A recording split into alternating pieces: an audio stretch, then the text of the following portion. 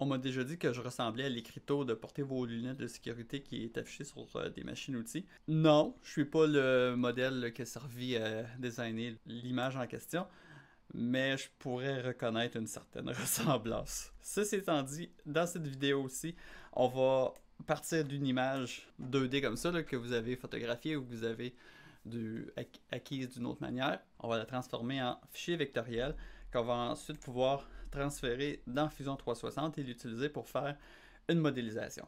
Donc, let's go, on y va. Notre plan de travail pour l'exercice, c'est de se trouver une image là, qui est assez contrastée. Fait qu'ici, mon image, le blanc et bleu, c'est assez bon.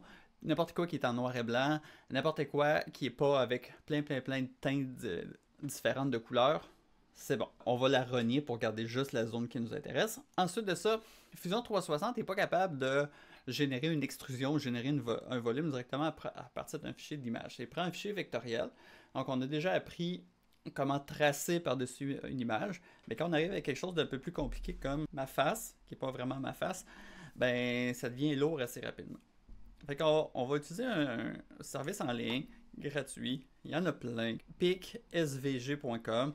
Ça prend un fichier d'image, puis ça le convertit en fichier vectoriel.svg qui va pouvoir être lu avec une multitude de logiciels. Ça pourrait être envoyé directement à des coupes laser.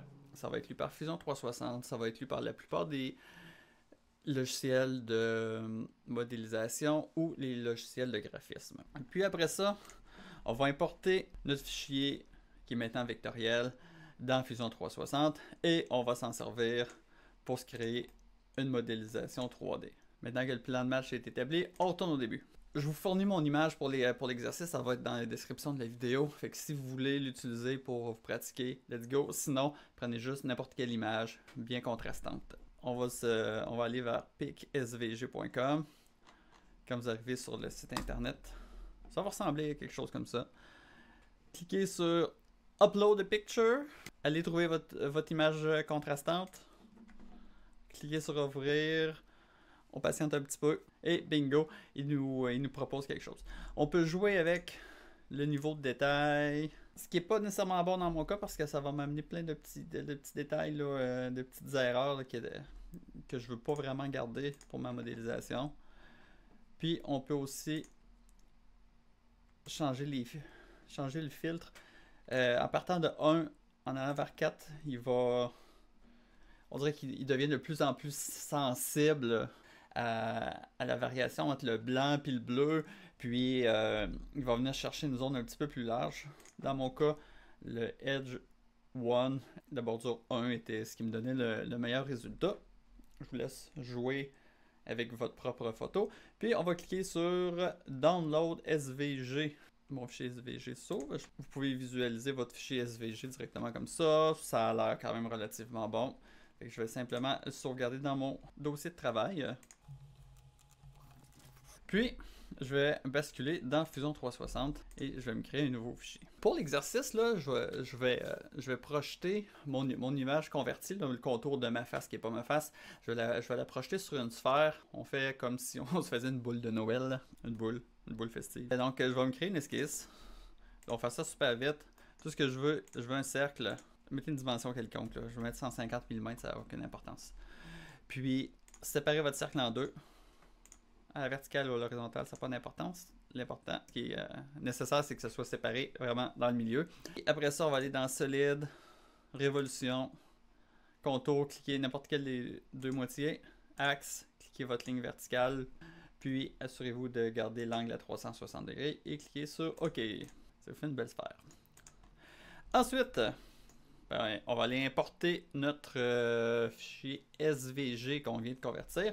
On va aller dans Insérer un fichier SVG. On va aller cliquer sur Insérer à partir de mon ordinateur. Fait que là, je vais juste besoin d'aller le retrouver. C'est celui-là ici à gauche. Ouvrir. Là, il me demande sur quel plan de travail le déposer. N'importe quel des trois plans va faire l'affaire pour mon exemple. Disons que je vais prendre mon plan de face. Puis, grosso modo, il n'y a pas de repère pour venir trouver le milieu exactement de mon image. Je vais simplement venir essayer de eyeballer ça pour mettre mon esquisse là, dans le milieu de ma sphère. Disons ici. Puis ensuite, avec les outils je vais la rotationner. Rotationner, probablement pas un vrai verbe, mais je vais la faire pivoter sur elle-même au besoin. Il n'y a rien qui empêche qu'elle aurait pu arriver tête en bas. Puis après ça, je vais l'agrandir ou la rapetisser. Disons comme ça. Et quand ça va faire mon affaire, je vais cliquer sur OK. Fait que là, j'ai un beau contour qui va me servir à créer ma belle boule festive. On va se déplacer dans Solide, Extrusion. Puis les contours, je vais sélectionner. Là, il va falloir être un peu créatif. Ok, je vais prendre le contour de mes lunettes. C'est pas mes lunettes parce que c'est pas ma face. Ça. Puis je vais prendre les deux anneaux ici. Ça, puis ça. Dans Opération, je vais joindre. Je ne crée pas un nouveau solide. Là. Je vais vraiment joindre mon contour à ma face. Puis, je pourrais l'extruder comme ça. Ça a l'air fou. C'est pas ça que je veux. Ce que je veux, c'est projeter mon esquisse là, sur ma sphère. Fait que type d'étendue, au lieu de définir une distance, ce qui ressemble plus à un emporte-pièce pour couper des biscuits. Intéressant pour faire un emporte-pièce pour couper des biscuits de ma face, par contre. C'est pas ma face. Type d'étendue vers l'objet. Puis là, cliquez sur votre sphère. Puis là, on va juste définir un petit décalage de, disons, 1 mm. Puis, si ça vous convient, on va cliquer sur OK. Si le cœur vous en dit, vous pouvez revenir en arrière puis aller régler les petites erreurs là, qui ont été créées lors de la conversion du fichier SVG. Mais sinon, là, moi, je pense que ça fait juste un peu de charme à ma boule de Noël. Fait qu'on pourrait rajouter du texte, on pourrait envoyer ça directement à l'imprimante 3D puis se faire des belles boules à mon effigie.